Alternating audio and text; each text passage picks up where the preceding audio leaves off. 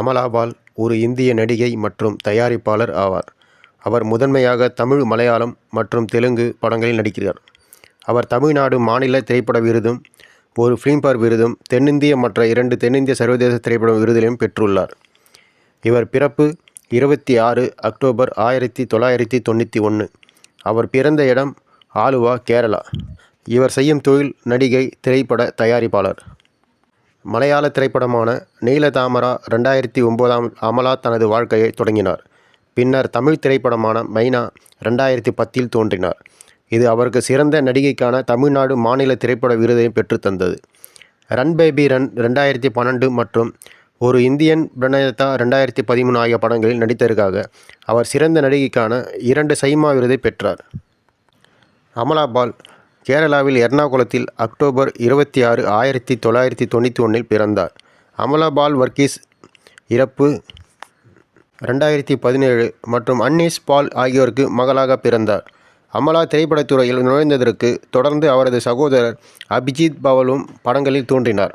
நிர்மலா மேல்நிலைப் பள்ளி ஆலுவாலில் பள்ளி படிப்பை முடித்த பிறகு திரைப்படங்களில் ஒரு தொழிலை தொடங்க அவர் ஒரு விடுமுறை எடுத்துக்கொண்டார். ஆனால் அதன் பின்னர் ஆங்கில இளங்கலை பட்டம் பெற கொச்சியில் உள்ள செயின்ட் தெரசா கல்லூரியில் சேர்ந்தார். அமலா நடிப்பு தொழிலை தொடர்வதை அவரது தந்தை கடுமையாக எதிர்த்தார். ஆனால் அவரது சகோதரர் அவரது லட்சியத்தை கடுமையாக ஆதரித்த போது அவர் விட்டு கொடுத்தார். பின்னர் அவர் தன்னிடம் நிகழ்ந்த கலைகள் இருப்பதாக கூறினார். இது அவரது தாயார் ஒரு பாடகி என்றும் அவரது தந்தை கல்லூரியில் நாடகத்துறையில் ஈடுபட்டிருந்தார் என்று வெளிப்படுத்தியது. படிப்பை முடித்த பிறகு லால் ஜோஸ் தனது நீலத்தாமரை 2009 படத்தில் துணை வேடத்தில் நடிக்க வாய்ப்பு வழங்கினார். வெற்றி பெற்ற போதிலும் அவர் எதிர்பார்த்தது போல் அந்த படம் மேலும் எந்த வாய்ப்புகளையும் ஈர்க்க தவறியது. விகடவியில் ஒப்பந்தம் செய்தார். இது தாமதமாகி இறுதியில் அவரது 6வது வெளியீடாக மாறியது. அதே நேரத்தில் மற்றொரு சிறிய பட்ஜெட் படமான வீரசேகரன் 2010 முக்கிய வேடத்தில் நடிக்கவும் ஒப்பந்தம் செய்தார். அவரது முதல் தமிழ் வெளியீடாக மாறிய இந்த படம் விமர்சகர்களால் கடுமையாக விமர்சிக்கப்பட்டது, முற்றிலும் கவனிக்கப்படாமல் போனது. அதே நேரத்தில் அமலாவின் பாத்திரம் மினிமல் என்று பெயரிடப்பட்டது. பின்னர் அவர் அந்த படத்தில் நடித்ததற்கு வருத்தப்படுவதாகவும் அவரது பல காட்சிகள் திருத்தப்படுவதாகவும் தெரிவித்தார். பின்னர் அமலா சாமியின் சர்ச்சைக்குரிய சிந்து சமவெளி 2010 படத்தில் தனது மாமனாருடன் தகாத உறவை கொண்ட சுந்தரி வேடத்தில் நடித்தார். அவரது அடுத்த வெளியீடான மைனாவின் முக்கிய பகுதியில் தயாராக இருந்த பிறகு அவரை அணுகினர். மேலும் கதையை முழுவதுமாக கேட்பதற்கு முன்பு சிந்து சமவெளி ஒப்பந்தம் செய்தார். பின்னர் அவர் கேட்ட சர்ச்சைக்குரிய காட்சிகள் தான் அதிர்ச்சிக்குரியதாக இருந்தது, ஆனாலும் வருத்தப்படவில்லை என்று கூறினார். படத்தின் இயக்குனர் முன்பு சட்டவிரோத காதல்களை சித்தரிப்பதாகவும் ஒரு படத்தில் தனது முந்தைய முன்னணி நடிகையை தாக்கியதற்காகவும் விமர்சனங்களை பெற்றார்.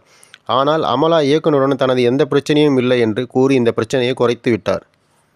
படம் வெளியானதும் படம் மாறுபட்ட விமர்சனங்களை சந்தித்தது. அதே நேரத்தில் சில விமர்சகர்கள் படத்திற்கு மதிப்பீட்டை வழங்க மறுத்துவிட்டார்.